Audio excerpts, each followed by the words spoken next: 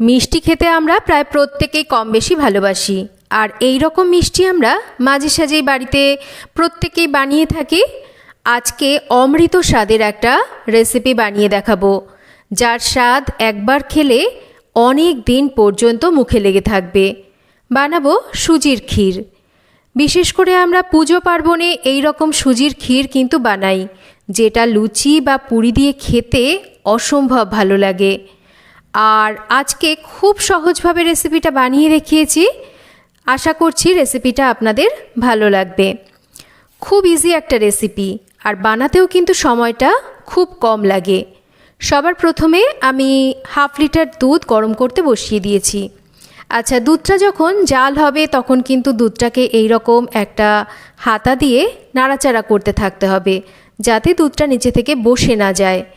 দেখুন, দুধটা বেশ কিন্তু জাল হয়ে এসেছে, মানে ফুটতে শুরু করেছে।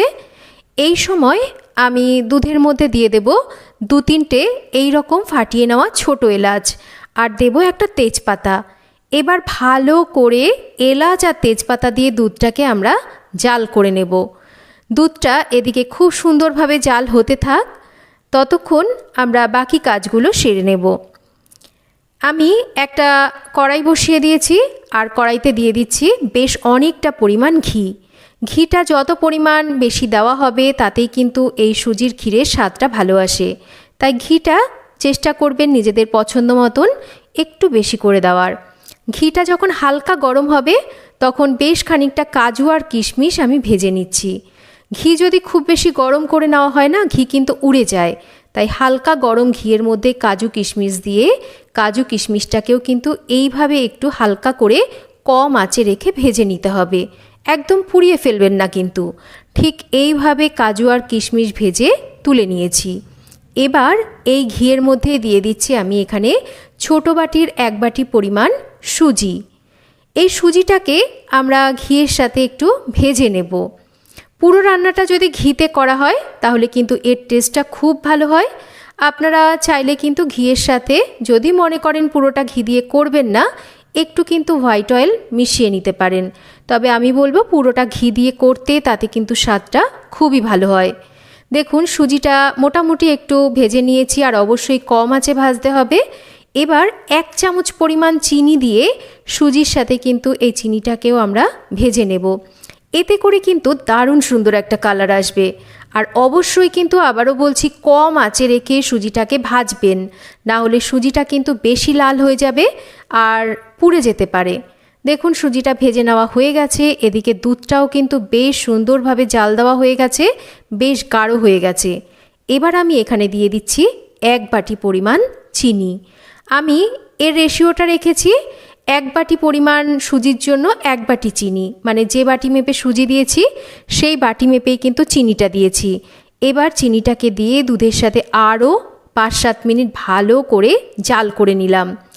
এবার ঘিতে ভেজে নেওয়া সুজিটা আমরা দুধের মধ্যে ঢেলে দেব। তবে মিষ্টির পরিমাণটা কিন্তু অবশ্যই আপনারা যে যেরকম মিষ্টি খেতে পছন্দ করেন, নিজেদের টেস্ট অনুসারে মিষ্টিটা এখানে মেশাবেন। সুজিটাকে দিয়ে আমরা এবার দুধের সাথে ভালো করে জাল করে নেব। এই সময় কিন্তু অনবরত এরকম নাড়াচাড়া করতে থাকতে হবে, না হলে কিন্তু নিচে থেকে ধরে যাবে। তাই দেখুন, 2-3 মিনিট এইভাবে দুধের মধ্যে ফোটালেই কিন্তু সুজিটা বেশ গাঢ় হয়ে আসবে। তখন এর মধ্যে ঘিয়ের মধ্যে ভেজে নেওয়া কাজু কিশমিশটাকে দিয়ে দেব, আর আরও একটু ভালো করে মিনিট 2 এটাকে রান্না করে নেব। আমি এই সুজির ক্ষীরটা কিন্তু খুব বেশি গাঢ় করছি না।